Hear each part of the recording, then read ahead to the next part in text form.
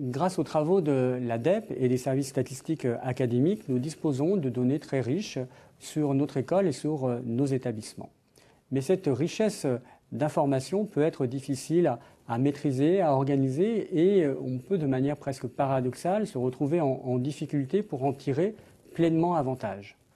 Comme les différents intervenants de l'ADEP le rappellent dans leurs propos, les données relatives aux établissements sont déjà organisées à travers un système d'information qui s'appelle APAE, Aide pour le pilotage et l'auto-évaluation des établissements. Mais en raison de l'importance qu'il y a à disposer de données fiables, objectivées pour l'évaluation des établissements, il nous a semblé intéressant d'articuler ces données le plus étroitement possible avec le cadre d'évaluation des établissements que propose le Conseil. Et donc c'est pourquoi nous proposons de construire pour chaque établissement évalué un état de l'établissement. Alors, si nous avons choisi cette appellation, état de l'établissement, c'est en référence bien sûr à l'état de l'école proposé par l'ADEP, puisque finalement l'objectif est très proche. Il s'agit de construire pour chaque établissement évalué une synthèse de données statistiques et d'informations objectives sur l'établissement.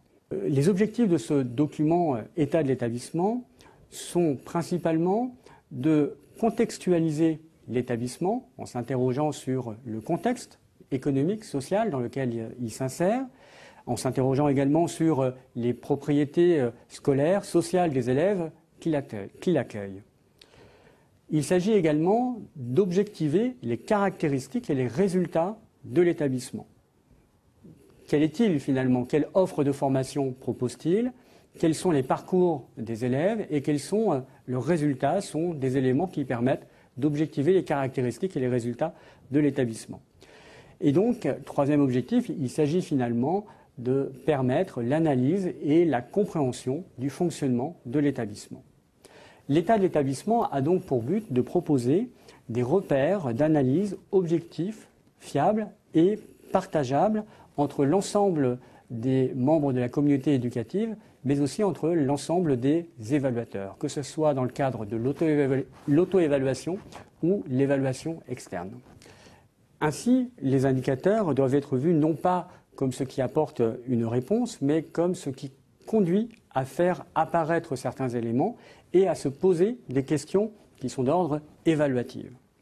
Et donc, c'est sous réserve de l'ensemble de ces précautions méthodologiques qu'on a rappelées rapidement, précautions méthodologiques et analytiques finalement, que les indicateurs statistiques peuvent devenir un support d'évaluation pertinent et peuvent aider à passer d'une simple lecture statistique, qui pourrait être trop déconnectée de la réalité, à une interprétation qui donne véritablement l'intelligence et la compréhension de la situation que connaît l'établissement. Eh bien, l'état de l'établissement reprend tout d'abord les principaux indicateurs de la banque APAE dont nous venons de parler, mais il peut être doublement enrichi. D'une part, il peut être enrichi par des indicateurs fournis par les services statistiques académiques. Il existe par exemple dans de nombreuses académies des indicateurs qui sont construits à partir de typologies d'établissements et qui permettent finalement d'apporter des éléments de comparaison pertinents pour mieux rendre compte de l'établissement et de son évolution.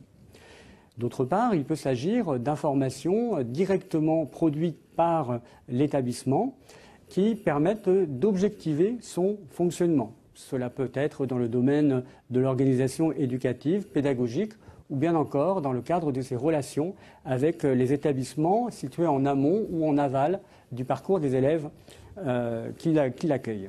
Et donc, de façon également à proposer une présentation de l'état d'établissement adaptée aux 4 grands domaines de l'évaluation des établissements, eh bien cet état de l'établissement est aussi structuré en 4 grands domaines. Je les nomme simplement, leur titre je crois est assez évocateur.